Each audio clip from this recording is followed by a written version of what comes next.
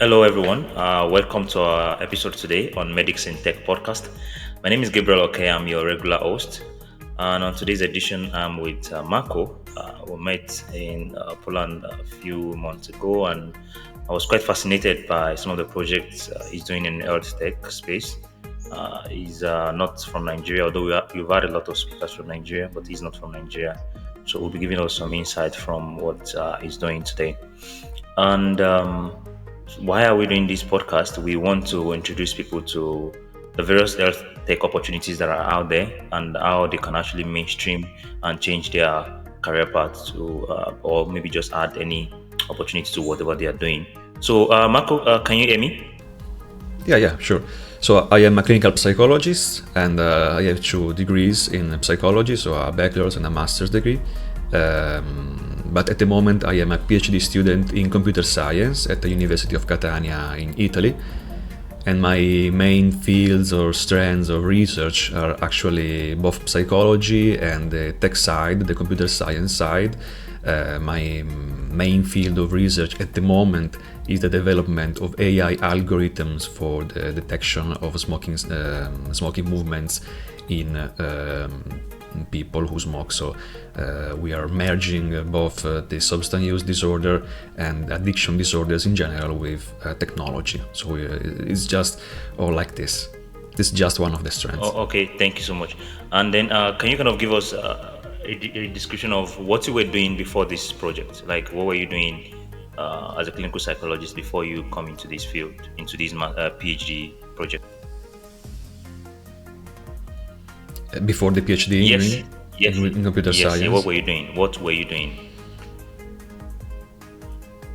Okay, so my work as a psychologist involves, working with patients, and I have an expertise in using some technologies and digital health technologies like the virtual reality or some smartphone applications specifically designed for our tasks. So, for example, if we are working on substance use disorder, there are specific smartphone applications designed for monitoring all the bioparameters for the smoke.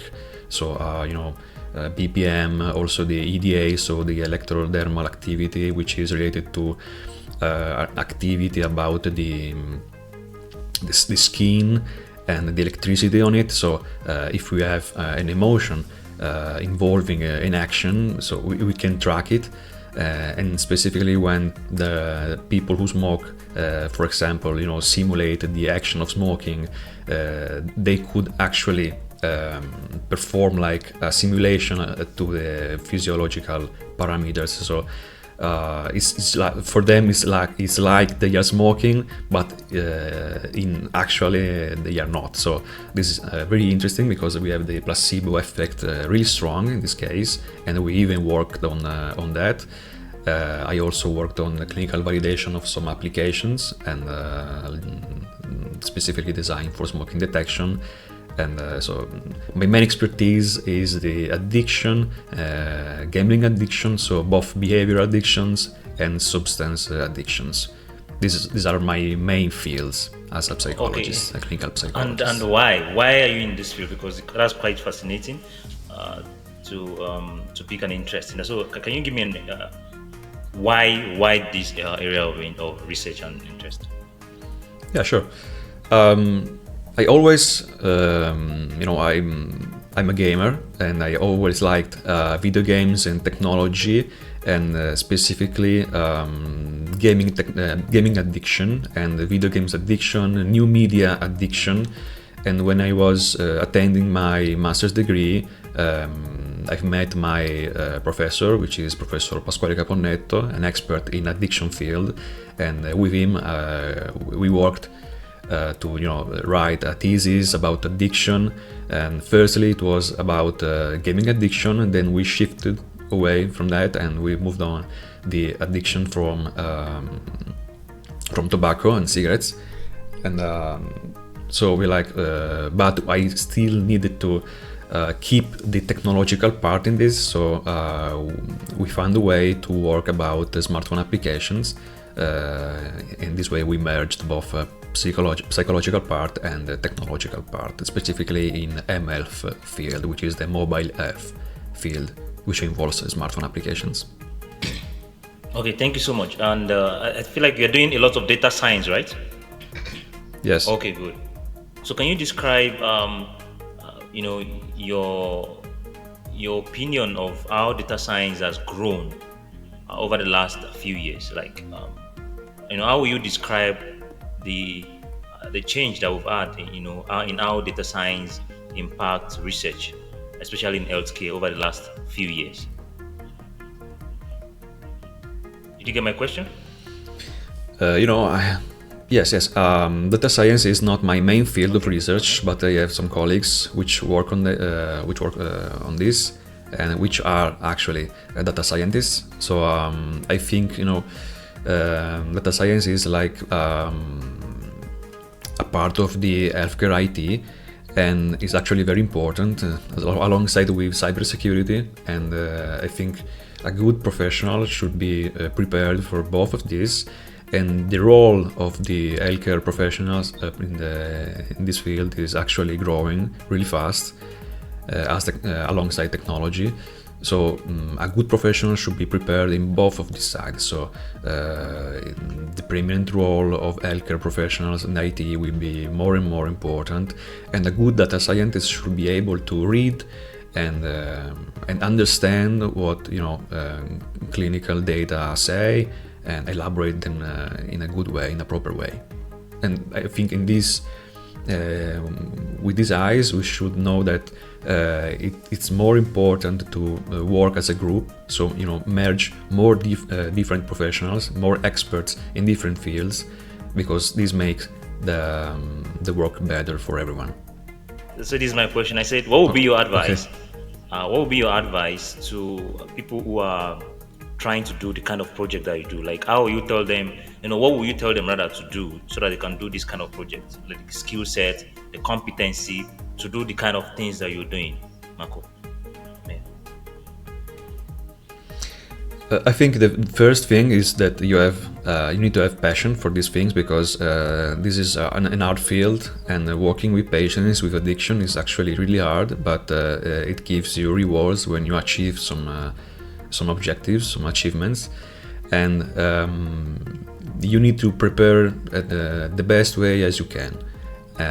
You need to study, of course. You need to have good education on these fields and on these areas, and you should focus on what you like the most. So if you like addiction, you like the addiction side, the addiction field, you like the tech sides, and you want to merge these fields, then you need to study both. So you need to have a good psychological preparation and education. So you need to attend and get the needed degrees in this, or study by yourself. But always, it's better to have an official documentation and certification of your knowledge. And further, you need to know better also the technological part, the digital health part, the intervention, the latest intervention. So you could even work as a reviewer for some journals, for some important journals in these areas, and this should be good to make you stay up to date in this area of research. Okay, thank you so much. So we are coming to an end very soon. It will be very quick. I don't want us to take so much time. So what are the future projects? It's okay. What are the future projects that you'll be working on that you want to share? Like your expectation of the field of psychology, tech and healthcare, and what probably your plans for the future, and the kind of research you want to do, the kind of advocacy you want to do, so that you can kind of learn from your plan. Who knows? We can work together, and people who are listening, we want to work together with you. Yeah, right. Why not? My future plan is actually to develop these famous AI algorithms for the detection of smoking movements, which is really hard, because we need to perform a good protocol, a good data sheet with good movements to give to the participants of the study, of the intervention, collect all the data, through some clinical smartwatches, clinical developed smartwatches for these specific aims. We're using the Empathic Embrace Plus as the main device, but we're also using other devices to make better accuracy of the data collection.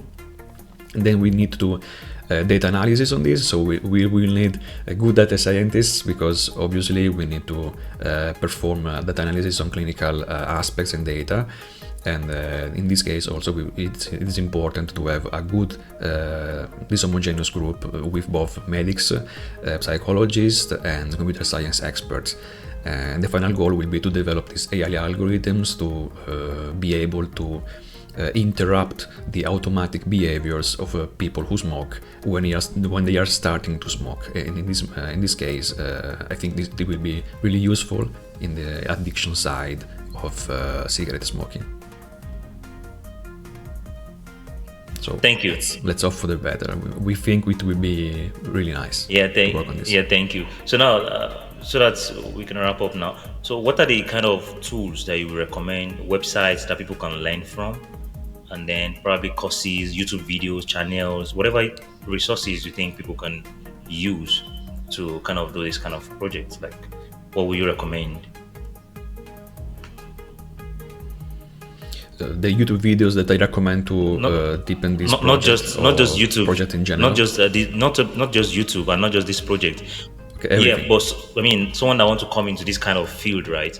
What would you recommend for the person to do? Like YouTube channels, some courses, some online courses, some certifications, maybe degree programs. Yes, so absolutely. give some recommendations.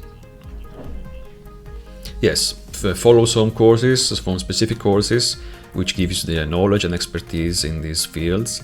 And also always, if you have doubts, it's better if you talk to experts which may give you some advice in this field. Maybe your local expert.